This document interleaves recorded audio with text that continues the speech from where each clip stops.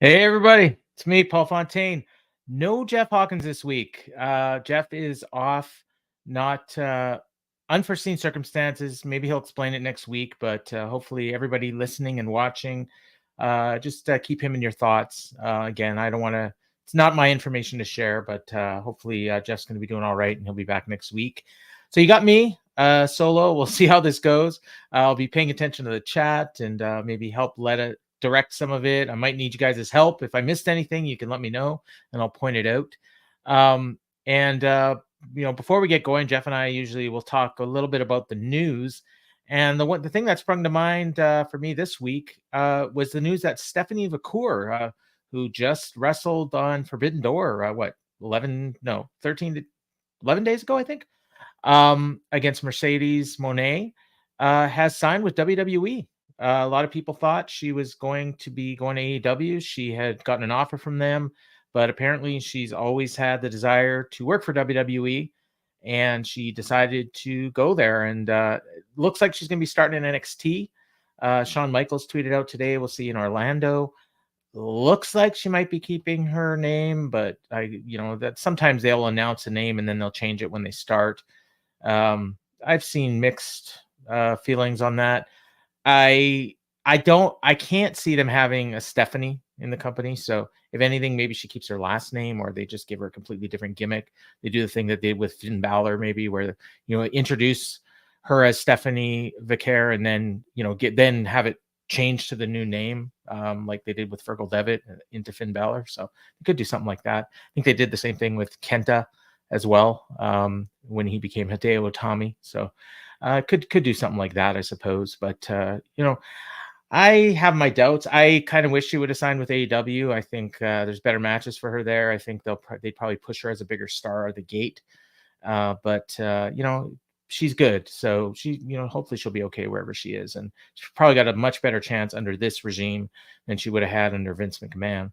So the other news, Tony Khan did an interview and kind of same old thing. He says a thing is an update on the media rights deal is coming. They're negotiating.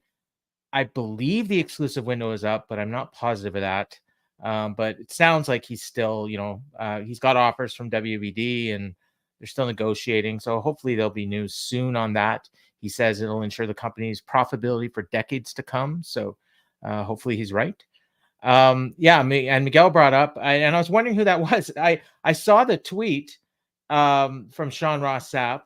He's teasing an update on Jamie Hayter tomorrow. I didn't even recognize her, I'll be honest with you. I mean, she's been gone for so long. And funny thing is I took my daughter to a meet and greet with her when they were in Winnipeg, and that was just a few weeks before I think it was March, so it's like 2 months before her last match in AEW last year. And she had her hair she had the blonde streaks in her hair at that time, I believe. And she did in the picture anyways that we got. And so I didn't even recognize her from the photo that was posted on SRS's tweet. So he's teasing an update on her. Obviously Wembley's coming, and people would want to see her on that card for sure. At the very least, hopefully she makes an appearance on the card. I think if it was me, I would keep her as a surprise and then have her show up at the end of one of the women's matches, either Mercedes and Britt or Tony and Mariah. Spoiler alert, we'll get to that.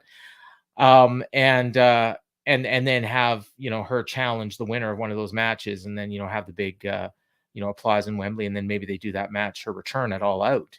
Or you could debut her before that and then announce that her return match is going to be at All In, and maybe it's not even a title match. You can have a women's match on the show that isn't for a title, just like they do with the men. So the last match Miguel pointed out was May 28th, 2023. So yeah, I believe that was Double or Nothing.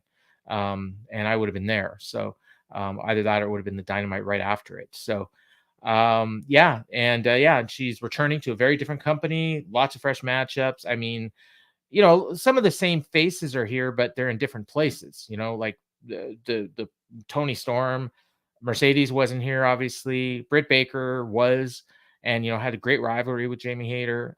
Willow is at the top of the card now. Back then she was basically a mid-carder.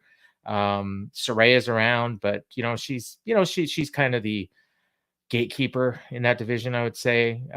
Ruby's gone, Ty Mello's kind of gone, although I suppose she could be back soon. I haven't heard anything on her.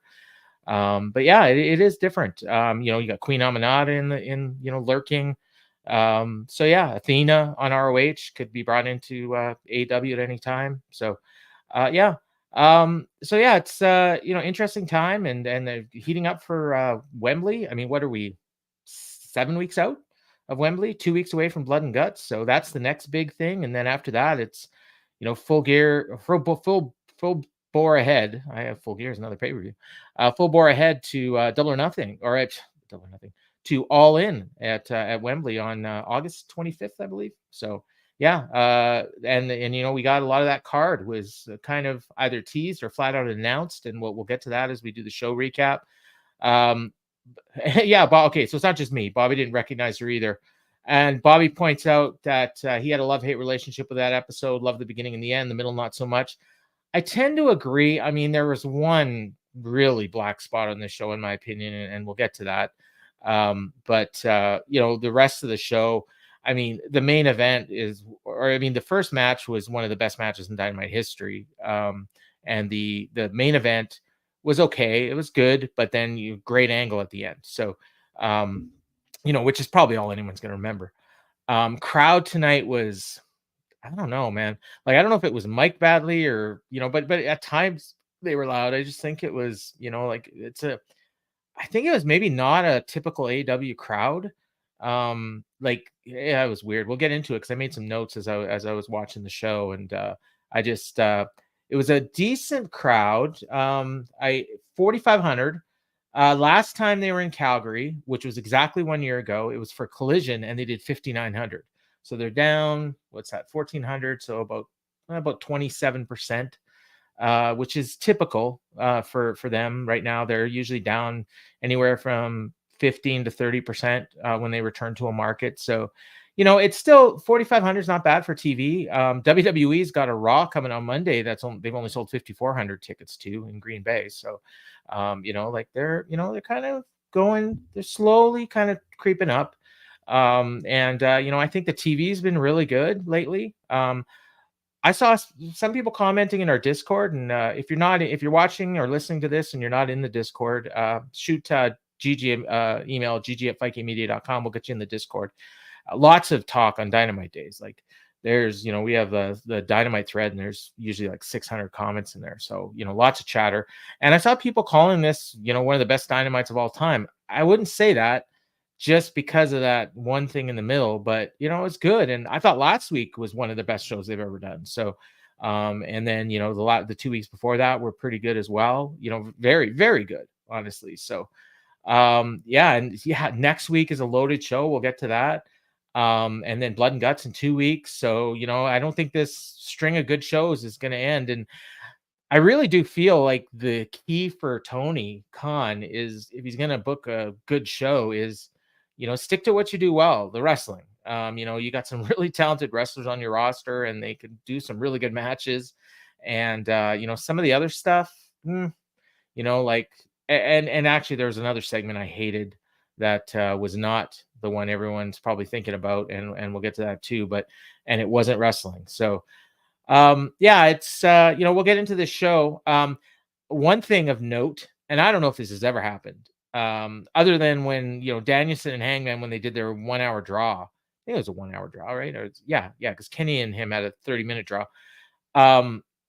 The first hour of the show, between promos and video packages and music videos and whatever else, there was only one match in the first hour. And I mean, it was a long match, and it was a freaking great match, but it was one match. And I don't know, I can't remember that ever happening other than the 1 hour draw. So that was interesting. And then we had 3 matches in the last hour, so only 4 matches on the show, but and 3 of them were pretty darn good. One of them not so much. But we got we'll get right into the show now. We got the cold open again. No credits, which is weird, no theme song, but we got the recap. I love this, of the MJF promo from Saturday. and they had a near record low audience on Collision. So it was good that they replayed it because it was important. It was, an MJF, and they recapped the angle from last week as well, where MJF turned on Daniel Garcia, took him out. And then they showed the promo from MJF on Saturday explaining it. It was basically, if you didn't see Collision, he blamed the fans. They turned on him, and he's making fun of Will Ospreay because he cares more about Meltzer's ratings than Nielsen ratings, which is all he cares about. So that was the 10-minute promo that MJF did, summed up in about 10 seconds. But we start with Will Ospreay, and he comes out, and normally when his music hits, there's just this like gigantic pop, and they're going nuts for him. And this crowd, I mean, I got the feeling that it was the miking though, because as soon as the music ended, you did hear Ospreay chants, but they were kind of muted. So it was either not very many people chanting it, or they just weren't mic'd very well. But he thanks the crowd, and he says, "Last week, I'm going to be honest, I was appalled and disgusted, but I was not surprised." I think appalled means you were surprised. But anyways, he's heard rumors about MJF. Everyone boos. He said, "You're one of the most insecure men in pro wrestling, and last week you showed it. Guy like Daniel Garcia earns every opportunity he gets. The moment he starts creeping up on MJF's popularity, he does whatever it takes to stop it. He delivered a tombstone pile driver from the second rope, and now Garcia's got no feeling in his arms, no idea when he's going to come back, or even if he's going to come back to pro wrestling, and you want to blame the people. You want to blame them for opening up and being vulnerable to him. You've been open and spoken about your ADD. Well, I've got ADHD, and it doesn't give me an excuse to be a prick. I've only had a few iterations with MJF, or interactions, I should say, and I can tell you don't like me. And I know why. The bidding war of 2024 didn't go your way because Tony Khan would rather spend his money on guys who will elevate his company than guys that'll shit on it. Reason number 2, apparently I'm a talentless hack.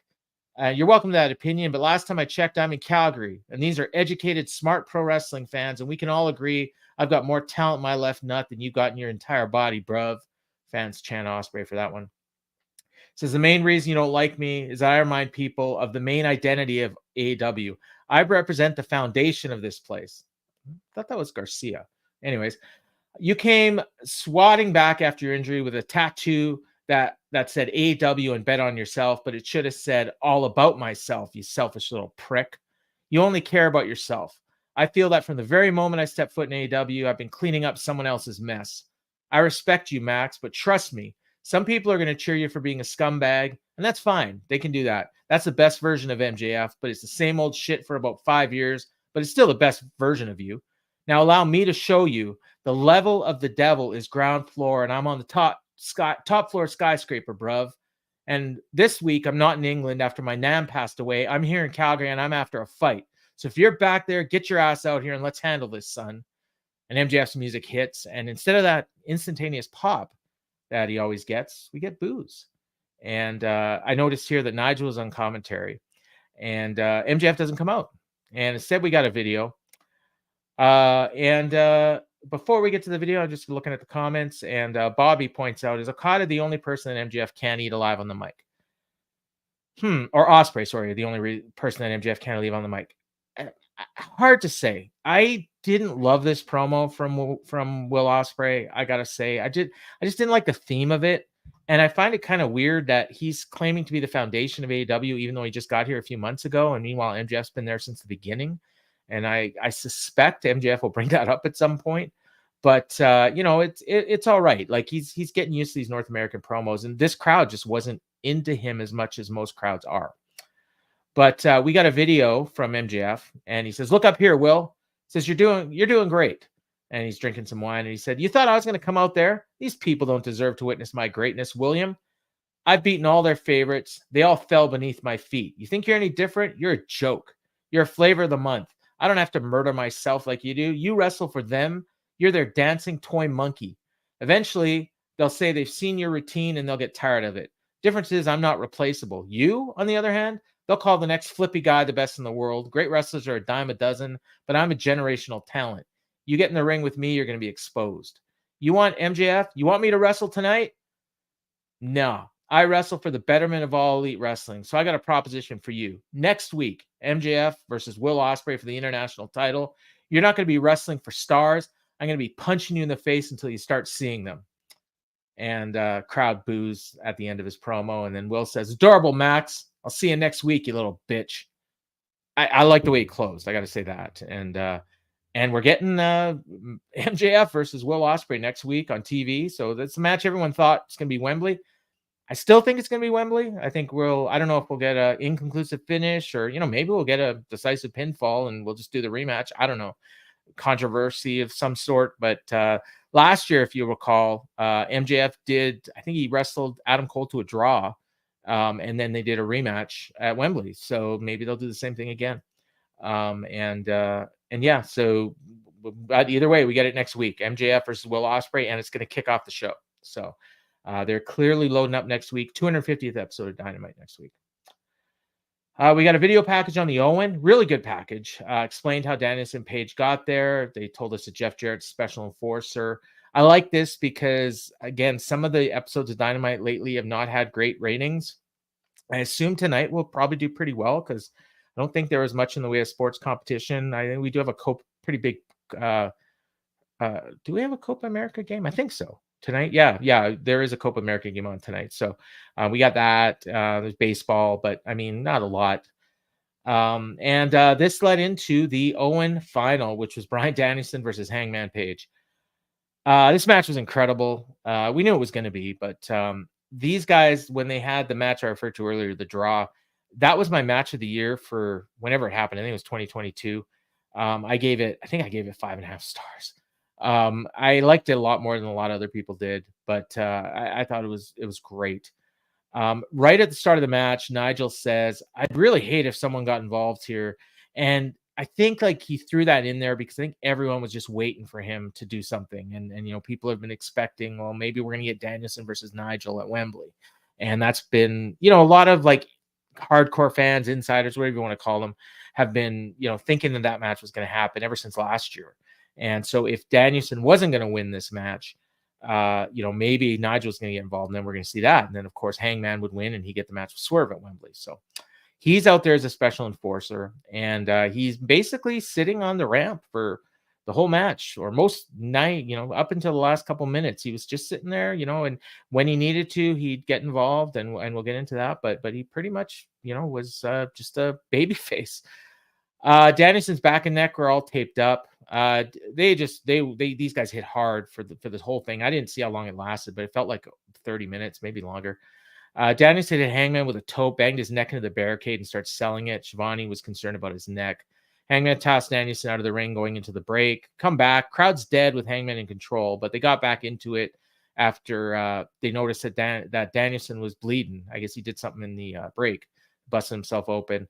And they showed highlights of Hangman banging his head into the ring steps after he got busted open. Hangman did a sleeper swing, and then he started stomping him, targeting the cut. And they did a focus on Danielson, and he's all bloody. And Nigel says, someone chose to have a child with that. He had some good lines tonight, and I tried to write them down. Shivani put over the 4 matches that Danielson had with Nigel, said they were the best matches he's ever seen. I strongly doubt that Tony Schiavone ever watched those matches. Hangman was chopping the piss out of Danielson, and then he just collapsed at one point. This is where they announced that next week MJF and Ospreay will kick off the show. Danielson fought Hangman off with elbows to the head. Hangman gave him a Saito suplex to get control. Scalper points out it's Hangman's 3rd tourney match in 7 days. I noticed here Danielson was in pink and black to honor the Owen. And it was interesting that both people that won the matches were dressed in pink. And it's pink and black here, and I guess it was pink for Mariah, but it was like a darker pink. I almost thought it was red, but definitely Owen inspired tights. And nothing like that from Hangman. Danielson missed a diving headbutt. Hangman puts on the crossface. Danielson made the ropes. They go to break again. So 2 breaks in this match. Come back. Danielson's in control. He went for a back suplex off the top. Hangman ripped off the ring post cover and bashed Danielson's head into it. Looked like it busted him open again. Moonsault by Hangman, then a tombstone pile driver, and Danielson kicked out at 2. Hangman's head got busted open as well. They said he may have reopened the cut from Sunday. Danielson rolled out of the ring. Hangman waited for another moonsault. Bryan pushed him off and landed on the apron. Danielson did a springboard dive onto Hangman, selling his elbow. Fans are chanting, holy shit. Nigel said he was having deja vu because Danielson's just doing not quite convulsions, but he's shaking his arm and he's all woozy. And Refs was checking on him, and Danielson shoved him off, and then he started giving yes kicks to Hangman, but he was like losing his balance as he was giving them. Just awesome selling.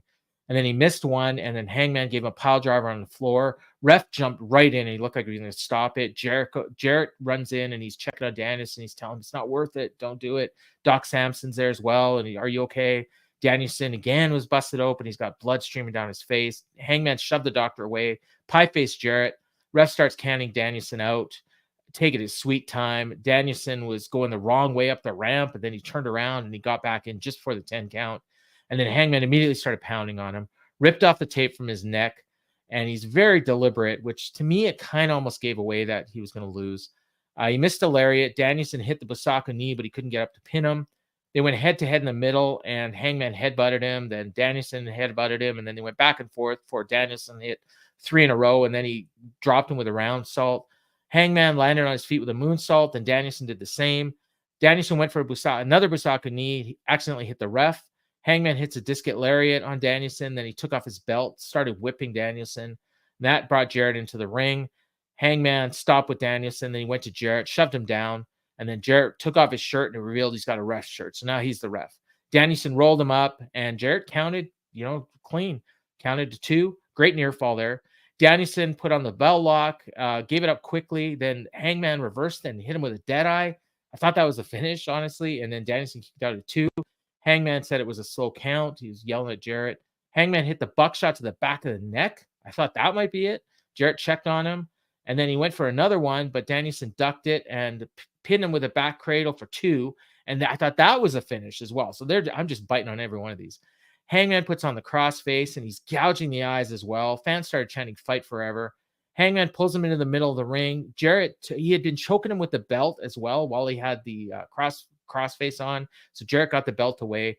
Danielson looked like he was out, and Nigel was screaming, "Stop the match, stop the match." And Jarrett looked like he didn't know what to do. So then he started to check the arm, and then Danielson, he didn't even let it drop once.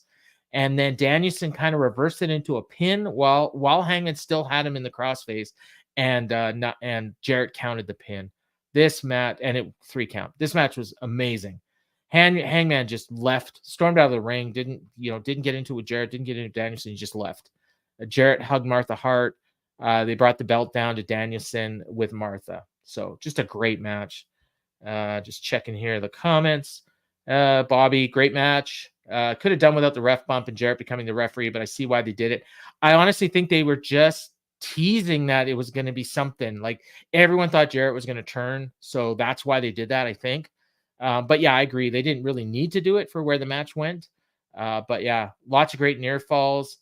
Hangman has his out with Jarrett not stopping the match when Danielson looked choked out. Yeah, that, and as well, he hit the he could have probably pinned him when the ref first went out as well. So, he does have the out, and I think he's beaten Danielson before. So I think now I think Danielson's got 2 wins. Hangman's got 1, and they got 1 draw. So, man, do a best of 50 with these guys. I can't get enough of Bryan Danielson and Hangman Page. So Martha got a mic, and I was worried, but it was pretty nothing. She says, "Hello, Calgary. It's great to be back here during Stampede Week in Owen Hart's hometown." Fans charted Owen. "It's with great pleasure that I award the Owen Cup to Bryan Danielson." And he holds the belt up to a big pop, shakes Martha's hand. She says, "We'll see you at Wembley Stadium for your title shot." Nigel's, "Not my champion." And then I thought we were going to go to break, but instead we get whose house? And Swerve comes out with Nana. He's wearing a fur coat. And Danielson just kind of looks at him, and then they do go to commercial. But they, as far as I know, they didn't say anything to each other because when they came back, Danielson was gone. So just a little tease for Wembley. We come back, and now it's a Swerve promo, and he says, "I stood on that stage not much more than a week ago, staring across from Will Ospreay, and he told me that the best in the world is the one who holds this championship." See, this is the promo I wanted him there to cut last week. But he said a lot of doubt was being thrown around, and I silenced that. Now that I defeated Will Ospreay, you're looking at the best in the world and the AEW World Champion. By the way, congratulations to Bryan Danielson for winning the Owen Cup. It'll be a true honor facing you at All In later this year in the main event at Wembley Stadium. But I'm not over you having a pinfall win over me in the Continental Classic, and I hold grudges. We're at 2 different points in our career. You're on the downside, and me, I'm the most dangerous man in AEW. Speaking of which, it wasn't more than a couple weeks ago the EVPs walked down to this ring. They stepped in this ring and tried to offer me a spot in the Blood and Guts match on Team Elite. I'm here to officially announce that I will officially join Blood and Guts on Team AEW. Big pop for that. And he says, now, like I said, you do not make a Team AEW and not offer the AEW World Championship a spot on the team. So I'm going to lead this team. And I'm going to do two things that Bryan Danielson failed to do. One, beat Will Ospreay, which he'd already done. And two, lead Team AEW to a victory against the Elite. And speaking of the Elite, we are now in the Dynasty area, right? I got no idea what the hell he's talking about here. He said 3 men were appointed the lead of the Dynasty era. First, yours truly, Swerve Strickland. 2, the AEW International Champion Will Ospreay. And 3, the Continental Champion Kazuchika Okada. So I've already beat Ospreay, so now I'm going to challenge Okada. I'll show you how to make it rain, bitch. So in closing, I'll see you at All In, London, Brian. And this, I firmly promise you, Brian, this will be your final countdown. Whose house? So did I miss something where they talked about the Dynasty era and 3 people that were in charge of it? I mean, it makes sense. I just don't remember it. Are we getting Jared at Blood and Guts, or it's in Nashville? I mean, I suppose. I hope not. I mean, the booking leads you to believe the Acclaimed are going to be on there, and then I don't know who the next person is. Danielson, maybe. You could have Danielson. Oh no, I guess with Swerve saying that he's going to lead Team AEW to a victory, that would kind of lead you to believe that Danielson's not in there. So we got Briscoe, we got Swerve. If it's the Acclaim, God, I hope it's not Daddy Ass. Maybe Darby. Darby took out Brandon Cutler tonight, and we'll talk about that later. So maybe it's Darby in there, and the Acclaimed. But I would be totally fine to not have the Acclaimed and book like Jarrett would be fine. I don't know who then the 5th would be. Maybe Orange Cassidy. I don't know. The 3 wrestlers who shined at the Dynasty pay-per-view, ushering in a new era. Okay. I just don't remember that ever being referred to it before, but I mean, it makes sense. It's fine, but it almost feels like something that they talked about backstage and then just brought it up tonight. We got a video package for Willow and Mariah, and it was great. It was a good promo. It was basically the same promo that Willow cut on Collision on Saturday, but they aired some extra video with it, and we had Mariah talking as well. And just kind of, the story of how both of them got to the finals. So another good video package. Then we got something not so good. The Acclaimed and Daddy Ass music video. It's basically just making fun of the Bucks. They're like doing hijinks in their locker room. Billy Gunn's all over this thing, just making faces, and they're doing stupid cosplay. And it was, I don't know, it's just really bad. I didn't get all the lines. One point, they called them leakers to the dirt sheets, cancer to wrestling. Said the Rainmaker only came for the money. Jack Perry's trying to be funny. It wasn't long. It wasn't good. I'm just so done with the Acclaimed. Everybody loves the Acclaimed except me. And maybe there's a few others, but I'm not big on these guys. I Anthony Bowens. Daddy Ass is fine. Bax Caster, I'm just done with him. He needs to go away for a while. But I don't know. Speaking of needs to go away for a while. Chris Jericho and Samoa Joe, they had a Stampede street fight. And so this was, I don't know, the show I went to in Winnipeg, they didn't even tell us in the arena what it was called, but it was a Manitoba Massacre or something. Someone will correct me if that's not right. It had Manitoba in the title anyways. This was the match with Shibata, where they famously threw hockey pucks at each other. And that match was really good. It was probably the best match of that night. So they tried to do it again here, and spoiler alert, it wasn't as good. Both guys were in jeans and a t-shirt. They brawled to the outside. Brian Keith was out there. I could have sworn Big Bill came out with Jericho, and then I don't know if he just disappeared and he'd show up later, but when Joe chased Brian Keith into the crowd, I didn't see Big Bill anywhere. So maybe he wasn't out there and I just imagined it, but because I was wondering why weren't they just interfering? I assume there's no DQ in this match, but Joe chased Brian Keith into the crowd, so now it's just Jericho and Joe. They pointed out that Shibata wasn't there, and Hook was obviously injured last week by the fireball. Jericho went into the ring for a bag, and this time he's got horseshoes in it, like 6 of them. Tried to suplex Joe, no-sold it, and then he started elbowing the shit out of him. Then he dropped Jericho on the horseshoes. Tony Schiavone screamed, "It's a ringer!" Joe hits him with a senton. And then Nigel, just out of nowhere, says to Tony, "You haven't done the matrimonial polka in 20 years. How come the lazy general won't salute?" Like, what is he talking about?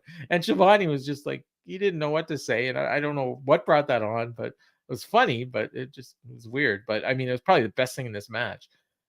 They went through a break. They come back. Jericho hit Joe in the head with a horseshoe. They brawled into the crowd. Then they went up the stairs. Then they went to the back.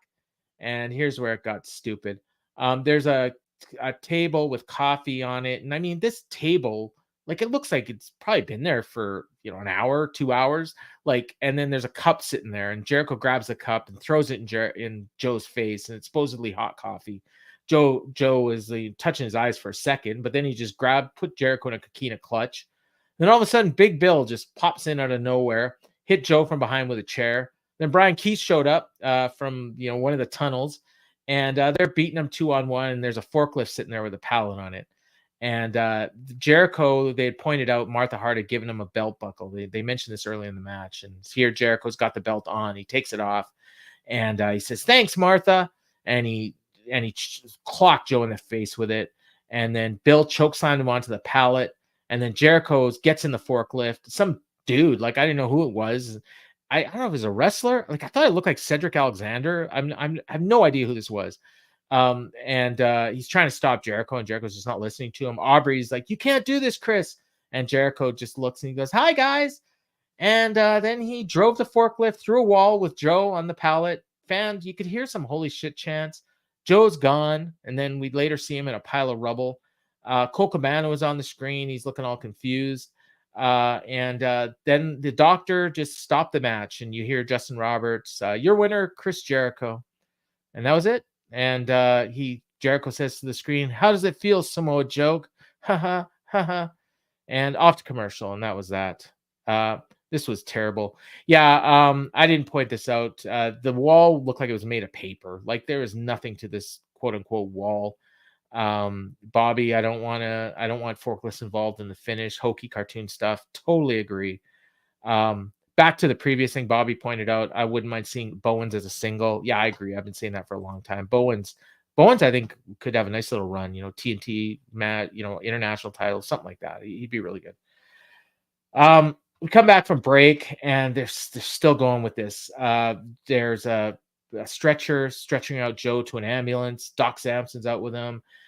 He looks like he's lying there, but his hands are like on top of him. They don't even look like they're strapped in, and he looked like he was kept trying to keep them on top of himself. Like, he didn't even look like he was out.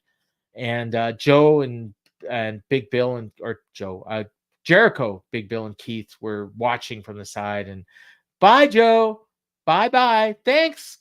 And that was it. So now they put out Joe, they put out Hook. Now I guess they'll probably go after Shibata next. I assume this is setting up a 6-man, although they already did the 6-man, but maybe they're doing the 6-man at Wembley, or maybe it's just gonna be Jericho and Hook for the FTW title. Who knows? But I'm just so done with Jericho. So we go to the ring, and there's 4 guys in the ring. No entrances. It's Claudio Castagnoli, Pac, Tomohiro Ishii, and Kyle Fletcher. But because of that Jericho shit, we didn't get any entrances for any of these guys. This was called a Global Glory match.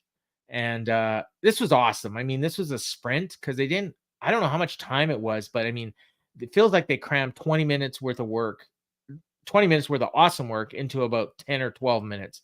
And they just went nuts on each other, on all of each other. They just all hit these great moves. Gut wrench suplex by Claudio.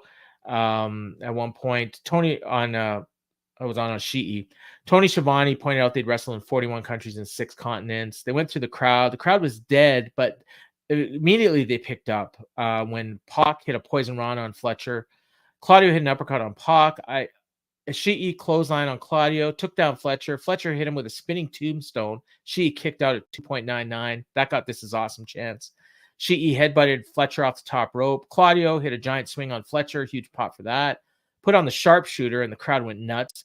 Pac broke it up with a diving elbow, but it actually didn't break it up because Claudio didn't give it up. So he puts on the brutalizer. So now there's 2 subs on Kyle Fletcher. And then Ishii started bashing Claudio with forearms, which he no-sold. Finally broke it up. She hit him with a vertical suplex, and he hit a sliding lariat on Pac. and took off Fletcher's head with a clothesline, went for the pin, but he kicked out. Went for it again, but Claudio hit him with an uppercut, and then a neutralizer from Claudio. Pac pulled him off, and then he went for a pin. Claudio pulled him off. They start arguing. She gives Claudio a German, snap German by Pac on Ishii, and then he hit one on Claudio. Fletcher rolled up Pac for 2. That was a great near fall. Pac took his head off with a kick. Everyone was down. Pac hit a black arrow, and then he put the brutalizer on Fletcher, and Fletcher tapped. And just before this match ended, I pointed out, like, it just dawned on me, this match is called a Global Glory match. Should they like give the winner like an international title match or something? And I tweet this out, and apparently at the exact same time I was tweeting, Tony Khan also tweeted out that the winner of this match is going to get an international title shot, I believe at Wembley. So yeah, Bobby says Tony Khan tweets during the match that the winner would get an international title shot. No entrances, and they couldn't have announced a stip before the match. Not even like during the match. So like, I don't know, man. Did anything on the show have more heat than this match? I mean, I would say parts of the opener for sure, but other than that, probably not. Crowd loved the match. I did too, as did Miguel. So now Pac is going to get an international title shot. I believe it's going to be at Wembley. I think that's what Tony said. So, but Pac grabs a mic and he says, things have not been going well for me recently. Since returning to AEW in March, I've made many bold promises, suffered many humiliating failures. I don't know what I'm going to do next, but what I do know is this: it's all in season. The bastard will not be denied my Wembley moment. I can promise you that. Tonight's victory is a line in the sand. The bastard will be back. I am 100% positive that Pac had no idea that the winner of this match was getting an international title shot. Otherwise, he would have mentioned it. He might have mentioned Ospreay and MJF, whichever one of you comes out of next week with that title. You're facing the bastard in my home country, like something like that. Like that would have made sense. I honestly feel like Tony Khan decided during this match, either that or he had decided beforehand, but he never announced it. But this was just bizarre. I mean, it was fun, and it's not like it would have made any difference. Like, it's so weird that they had something called a Global Glory match with these 4 big stars, and your first thought would be, why isn't it for a title shot? And then it was for a title shot, but we didn't know about it. It's just weird. Like, I don't know. Curryhead John in Memphis says, yeah, it was typical AEW fun match. Yeah, it was. I mean, it was a very, very good match. Like, second best match on the show for sure. Given if they would have got 5 or 6 more minutes, I mean, it would have been one of the better matches in Dynamite, one of the better matches in Dynamite this year, probably. But sorry, I got to take a sip. I used to Jeff doing some of the talking here. So we go to the back. Renee Paquette is back there, and she's just rambling on about something. And then Hangman's there, and she's like, Hangman, can I get a word? And then Hangman just kind of blows her off, and then she just loses it. It's like, Hangman, excuse me, I need respect for what I'm trying to do here. It's like, whoa. Like, I mean, I know that they've got their history, but it hasn't been in a while, and she just kind of went from 0 to 60 in like 2 seconds, and Hangman just blew her off. And he's banging on the door of this room, and he's trying to get in, and then all of a sudden Okada comes out, and Hangman just tries to get past him, and Okada's not going to let him. And then all of a sudden the Bucks come out, and Matt says, fancy seeing you here. Anything we can do for you? And Hangman looks at me and says, I'll do it. So, he's on Team Elite. And Okada asks, are you okay? And they said, yeah, we are now. And then they go back to the announcers, and Excalibur's like, what does he mean? I'll do it. What are they? And then eventually he talks himself into the fact that, oh yeah, okay, he's on Team Elite now. So yeah. So, I mean, this was natural. I mean, I thought Hangman was going to win the match and get the shot at Swerve at Wembley. And then I figured, he'll join Team Elite and he'll submit Swerve in that match to set up the title match. That's not the way they went. They went with Danielson going for the world title in his retirement year last time at Wembley. I mean, that's a story. I'm sure we're going to see Danielson at Wembley again. But Danielson going for the title at Wembley in the main event. And it's it's a good story. And then we can have Swerve and Hangman here at Blood and Guts, and maybe maybe Hangman does, get the win on Swerve, and then he gets a future title shot down the line. So I'd like to see that because I just feel like Swerve's gotten the better of this feud, but we'll see. I'm a big Hangman fan. Let's see if there's any comments on this stuff. Yeah, good to see Okada act like a badass toward Hangman. Absolutely. No comedy here as well. Thanks, John. He says I'm doing good. Love to see Ricochet and Pac at Wembley. I mean, I don't think we're going to see that because I think Pac is wrestling the international champion at Wembley, but I don't know if that was really clear. So I don't know what's going on, man. Like I think we're getting Will Ospreay and MJF rematching at Wembley. So maybe the Pac match happens in Blood and Guts. I don't know. They got to do a better job of explaining some of this stuff. But anyways, next up is the Mercedes Championship toast. Not to be confused with the double championship celebration we had last week. So she comes out and she says, Calgary, say hello to your CEO. And fans booed that.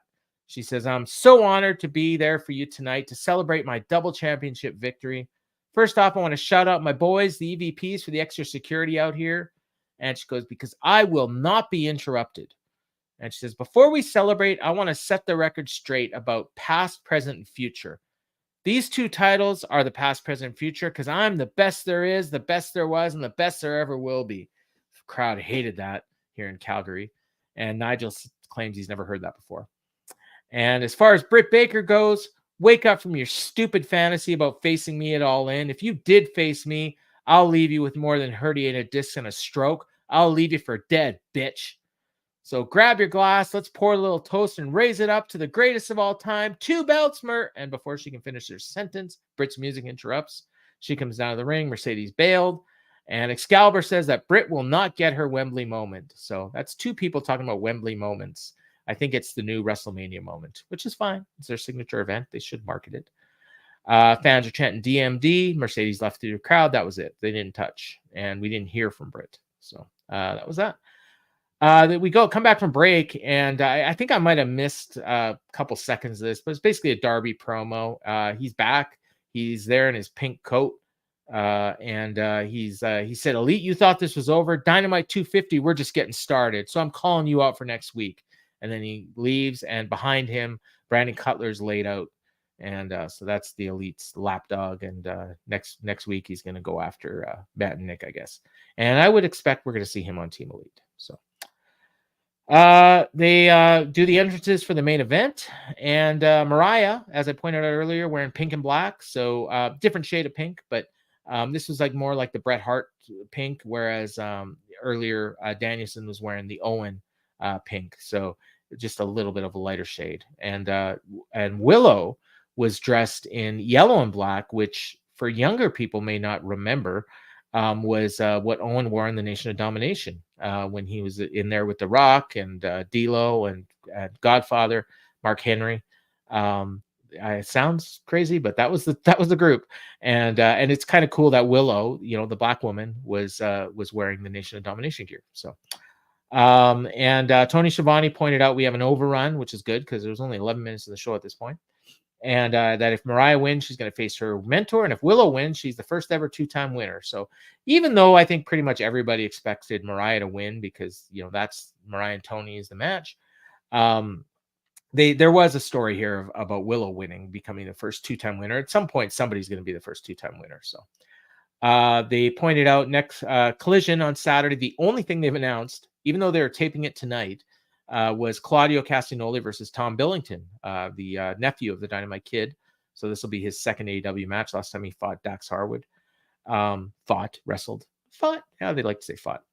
Dynamite next week, Ospreay versus MJF for the international title. Swerve versus Okada. So that's been officially announced for next week. Champion versus champion. And they didn't point out any belt on the line. That's all they announced, although Darby Allin as well said he was going to be there. So, and then 2 weeks away, Blood and Guts. It's the Elite on one side with Hangman against Swerve, Mark Briscoe, and 3 people to be named. Tony Schiavone said there's only 2 more members, but Excalibur corrected him and said it's 3 more. So we got 3 more members to come. I assume it's, like I said, Darby's going to be 1, and I don't know. The Acclaimed look like the other 2. I just hope it's not. Let's hope it's Jarrett and somebody else. Nightingale took Mariah out of the ring, and that led into a break. They come back. There's 6 minutes left in the show at this point. Mariah's in control. She did the Sweet Cheeks music and a DDT for 2. So instead of the pile driver that Tony does after that move, she did a DDT. Crowd was pretty mild at this point. I think they were cheering for Mariah for the most part. Eventually, they got behind Willow, but Willow was hitting stuff. Like here, she hit a spine buster, and then she went for the sharpshooter, and people were booing that. So I think they really were going for Mariah here. Mariah powered out before she could get the sharpshooter on. Mariah hit a German suplex. That got a big pop. Running uppercut by Mariah May. Nigel called Tony the excellence of elocution. He's probably used that before, but it was appropriate here. We got forearms by Mariah. Crowd definitely was behind Mariah May. Mariah, they pointed out, had beaten 2 former world champions to get here in Hikaru Shida and Saraya. Whereas I think Willow had beaten it was Chris Statlander, I know, in the last one. I can't remember who she beat the first one, but I don't think they were former world champions. It was Serena Deeb, maybe? I can't remember. But crowd's chanting for Mariah. She went for a running knee. Willow ducked, hit a Fisher woman's bomb for 2. Willow goes for the pounce, and this was great. Mariah, at the very last second, headbutted her, and they both went down. Willow was actually the first one up, and she gets up by the ropes, and then someone at ringside in a Sting sweatshirt. And I thought it was probably because the person was completely covered. So I thought it was probably Statlander, but it looked too small to be Statlander. So I wasn't sure. And for whatever reason, I didn't think of Stokely, but that's who it was. And Tony was involved with the ref on the other side. And then from out of nowhere, Statlander comes in and took Willow's head off with a kick. And Tony had the ref distracted, so they missed all that. Mariah hit a running knee, got a near fall. Crowd booed the kick out. And then May went for the same roll-up that she used to beat Shida, but she only got 2. Some people are chanting AEW. Then Willow hit a lariat for 2. And at this point, like, she's not even selling that thing that the interference from Statlander. So I'm not exactly sure why they even bothered to do it. It probably really wasn't necessary, but whatever. Willow lowered her strap. Crowd's behind her. She went for a cannonball. She missed it. And then Mariah just rolled her up for 3. And that was it. So she's done. Tony's ecstatic. Willow shaked her hand. Mariah jumped into Tony's arms. Tony points at the trophy. They hold hands. They're skipping up the ramp to the trophy.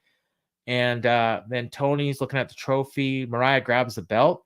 And all of a sudden, she just laid out Tony with the belt. And she starts whipping her with it. And I'm like, what the fuck? Like, I wrote down. And then she lays out Luther, starts whipping Luther. She kicked Tony in the gut. Tony was just completely busted open. She hits Luther with the belt. He flew off the stage, took a bump through a table. Tony's crying. Mariah grabs a shoe, starts bashing Tony in the head with it. She's just grinding the heel of the shoe into the cut. And her face was just covered in blood. Mariah is just vicious at her, like just psychotic. Refs come out to break it up. Mariah just goes nuts. She drops Aubrey, which the crowd gasped at that because, I think Aubrey's taken a bump like once before to like Karen Jarrett.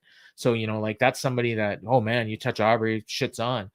And Mariah starts rubbing her face in Tony's blood. Fans chant, "You sick fuck." And they went off the air with Mariah just holding like a lifeless Tony Storm. And that's your women's world title match. John earlier tonight asked this question: could that match be the main event of All In? I don't think so. Someone in our Discord who usually has information correct, I don't want to publicly call them out here, but pointed out that they had heard that the main event was going to be the AEW World Title match, which at this point is, and I don't see any reason why it'll change, Bryan Danielson against Swerve Strickland. So I think that'll be the main event. I've said on this show last week, I thought Britt and Mercedes could be the main event. I honestly believe that there's a lot of heat for a lot of this.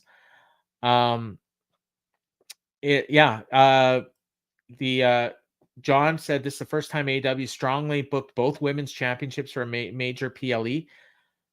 Yeah, probably. I mean, I'm trying to think of one, and I don't recall. Maybe last year. Although I can't remember, like, honestly. So, I mean, I definitely not this strong. I mean, we're still 7 weeks out, but both of these are going to be really hot by the time we get there, I think. Miguel pointed out, great catch on the Willow gear. Thanks. I mean, I'm the biggest Owen Hart fan in the world, so I'm not going to miss that one. Hated the way they announced Swerve versus Okada. Yeah, I mean, they just had so much going on tonight. that, I think that, they just kind of lost, and it's sad because like it's a big match, and they weren't even clear if the titles were on the line. So yeah, that maybe Okada could have actually addressed that, in that little thing that he was in with Hangman, but whatever. Bobby points out he thought the Mercedes Britt segment from last week and a good segment this week overshadowed and took some air out of Tony Mariah's storyline, but they got that heat back this week. Oh, did they ever? I mean, Mariah's got some splaining to do.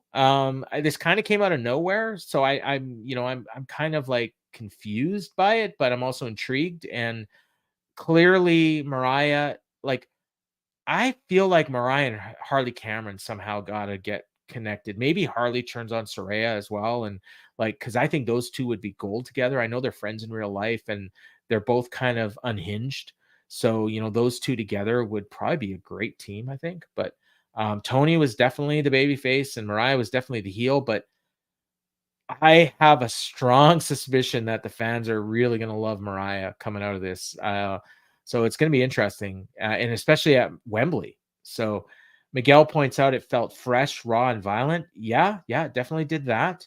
The visual of Mariah standing over a busted up Tony was a hell of a visual to end the show. Absolutely. I mean, this is the kind of thing that's going to get people talking. It's going to get people tuning in next week to see what's up. Tony and Mariah was hot. A lot of people were saying it's too early to break them up.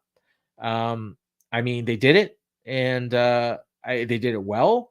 And I think, like, again, it's the key is going to be like, the only thing I would caution is it was so strong that people may actually get behind Mariah. This might be kind of like the Hangman Swerve stuff from last year, where Swerve was a total badass heel and the fans cheered him anyways. So we'll see what happens. Yeah, John, good start to book 3 major storylines. I mean, if anything, the world title match feels almost like the 4th biggest right now. Like, got a lot of time to get there. But I mean, I think MJF Ospreay feels hotter. I think Britt and Mercedes feels hotter. And I think Tony Mariah feels hotter. And we've still got whatever Pac's going to do. And, it's a AEW pay-per-view. So that's 5 matches. We probably got 10 more coming. Miguel said, no way, perfect time to do it. Hey, I mean, it worked. So I'm just saying, like, going in, people thought that because there was still legs. They haven't even hinted at a split. So, there's 2 ways to do it. You hint at the split, you tease it for a long time, and then you eventually give the people what they want. That's what they did with Sammy and Roman in the Bloodline. That's what they've done that with, with other people. And and AEW's done it too, with Adam Cole and MJF, for the longest time. Here, they just did it suddenly out of nowhere. So now you just have to explain it. That's all. But yeah. Does it hinder the world championship run for Swerve? I mean, maybe. We got 6 weeks to heat that feud up. The only problem I'm going to see here is Swerve is the babyface, but yet Danielson is the sympathetic legend going for his first ever title in AEW in his last year as an active competitor. It's going to be hard to get heat. You almost have to turn Swerve for this storyline, which you can do, but it just, like, are we going to have that actual heat between the two of them? That's the key. I think maybe this is why I thought Danielson and Swerve on the same team, and then maybe they have some miscommunication and they lose the match, and then now you've got some heat between the two of them. I mean, maybe you could do that. Miguel asks, does Tony Mariah mean less buys for All In? Like in the main event, I assume you're talking about?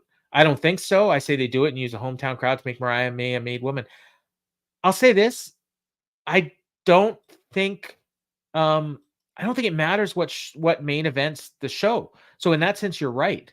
If you remember last year, and I don't know if you were listening at this time last year, Miguel, people that were, and Jeff, I'm sure would remember, there was a time when I thought Jamie Hayter, I can't remember who it was that I said she would, it was either Tony Storm or Britt Baker at the time, that I said those two could have main evented Wembley last year. But then Jamie Hayter got hurt, and it just never happened. And then we ended up with Adam Cole and MJF. And I mean, the honest thing is, like, Adam Cole and MJF, the TV was revolving around them, but it's not like that match was heated. It's not like, I mean, people were into them as a team, but they didn't necessarily want to see them wrestle each other.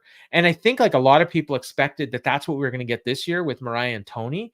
and it was going to be like, okay, well, great, they're going to wrestle, but is it just going to be like at the end of the match they're going to hug and they're just going to go back to being, the Tony, the starlet, and Mariah is the mentor? No, I mean, now we're going to get actual heat. So I don't know, does this cause Tony to flip back into regular Tony Storm? Does she even descend further into madness? Does Mariah just call her out on being a delusional freak?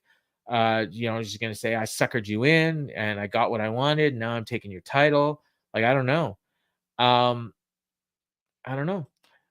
Bobby says he thought they took some heat off Hangman tonight. They need him to beat the crap out of people, especially Swerve and Blood and Guts. Yeah, absolutely. Because I mean, what's Hangman like? What's he going to be doing at all in? I suspect there's going to be some sort of a stadium stampede match, and he'll be a part of it. That would be my guess. Probably the Blackpool Combat Club on the other side, because I don't really see anything for them other than Danielson. So who knows? I mean, we got a long way to go, but yeah, he's clearly in Blood and Guts, and probably coming out of Blood and Guts will have some solid stuff for all the people in that match. Yeah, Hayter returning it all in, and a Hayter Mariah face off closing shot of the pay-per-view. That'd be awesome. And yeah, and it would send a message about TK making the women's division our priority. I mean, that would make a lot of people happy.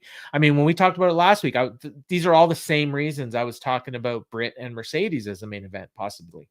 And people were kind of shoo-shooing that because they weren't sure that Mercedes and Britt would be a good enough match to main event the thing. I've seen Britt have great matches. I've seen Mercedes have great matches. I have no doubt they'll practice the match a lot and it'd be great. Mariah and Tony, I have no doubt they would have a banger of a match, and a lot of pressure being in the main event of the Wembley show. I think after this angle, there's gonna be a lot of people talking about it and a lot of people pushing for this to be in a main event. So if I had to guess, if I had to bet right now, I'd say no. But I also think sometimes you make plans and then stuff happens and you have to pivot. And this is the kind of angle that I just feel like people are going to be talking about. You know me, I don't really see much on Twitter. Maybe you guys, if you're following it on social media and you see the kind of reactions it's getting, our Discord, everyone loved it. So, this could be the kind of thing that Tony Khan, who I know is on Twitter and reads all the feedback, looks at it and says, holy shit, we got something here. Maybe we should main event with the women. Because like Miguel said earlier, this is not going to hurt the pay-per-view buys. It's not going to hurt ticket sales. I think now that we're getting some matches, they've already sold 40, 41, 40, somewhere between 40 and 45,000 tickets. They'll probably sell another 10 before the show. So we're going to get somewhere 50 to 55,000, and it doesn't matter what the main event is.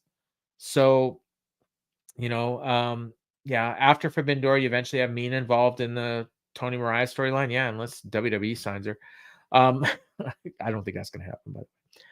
But did I expect Mariah to turn on Storm? No, I thought Tony was going to turn on her at some point. The fans love Mariah.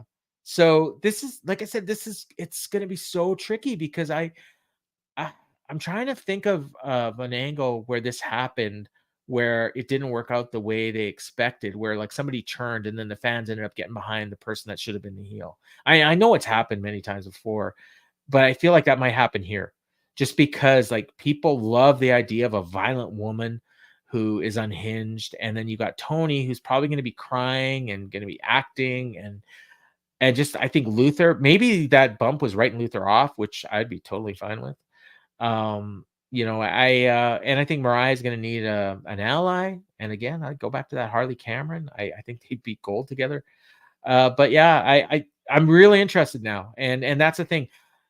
Jeff will often ask when we come out of these shows, are you more interested in the pay-per-view coming out of this or less or the same? I'm way more interested in All In after this. I assume the people watching and listening are as well. The comments are telling me that they are. John, Tony Storm is super hot. Are you talking about like she's a hot character or she's a hot woman? We know she's a hot woman, but a hot character, yeah, probably. But yeah, I don't know. I think Mariah's hotter, and again, I'm talking about hot character. Like people behind and everything like that. So they're both and same thing with Britt and Mercedes. Like Britt as a babyface coming back. If anything, tonight I thought maybe a little down from last week. Mercedes is definitely a hot heel. I think that the dynamic there will be perfect. But I also think that, at Double or Nothing, Willow and Mercedes overshone almost the entire card, but definitely the other women's match. And really being there, and I know some of you watching and listening were there. I know John was there. It's funny because going in, I thought the idea of Willow and Mercedes headlining that show was ridiculous. Coming out of it, I think it should have headlined. So yeah, it was great. Miguel points out more than just a good night of matches. I'm excited for the follow up. I mean, hell, they set up a card next week. I mean, there was only 2 matches, but it sounds like whatever else they announced is probably going to be huge too. We got the champ versus champ, Swerve and Okada, a legit dream match. We got MJF and Ospreay, which is a pay-per-view match for the international title, kicking off the show. And 1 week's notice. Hopefully they sell some tickets. We'll all be watching, I'm sure. Hopefully Jeff is going to be back to recap it with me. And yeah, I'm super excited for the company. And you know what? You guys know me. I'm a WWE fan too, and they're doing some great stuff over there too. So as a fan, I'm really happy that both companies are doing good stuff, and they're both completely different. So if you're like me and you like lots of different kind of stuff, you can enjoy both. If you're like, you're super hardcore AEW fan and you just can't stand the stuff that they do, in the Fed, that's fine, because they're doing great stuff now in AEW. And then in over in the E, then we don't like that indie shit. We don't like the flippy flops. Well, that's fine, because you got great stuff too. So great time to be a wrestling fan. Some great stuff coming up. We've got Blood and Guts in 2 weeks. We've got SummerSlam coming up. We've got All In, All Out. Great time to be a wrestling fan. I've been going nearly an hour talking nonstop. Okay, so here we go. Bobby points out Mercedes has an open challenge on Dynamite next week. So who do we think that's going to be? Tony tweeted out Mercedes has an open challenge. Well, you know what's stupid? Britt Baker should be the one to accept it. I don't think that's going to happen. Sean Ross Sapp pointed out there's an update on Hater, so people are going to wonder if it's her. Hopefully it's not somebody like Serena Deeb or something like that. But I think people are going to expect it to be an outsider. Natalia Neidhart, is maybe that, she's not signed, but then that would have been dumb, because if they signed her, they should have debuted her this week. Where's the show next week? Does anybody remember? I don't even remember. I know 2 weeks from now it's in Nashville. I don't know where next week is. Oh, Little Rock, I think. Yeah, I think they said Little Rock for the 250. So I don't think that means anything. Yeah, you know what? I don't want to get my hopes up on anything. Trying to think if there's anybody that's been hoped for a while coming back.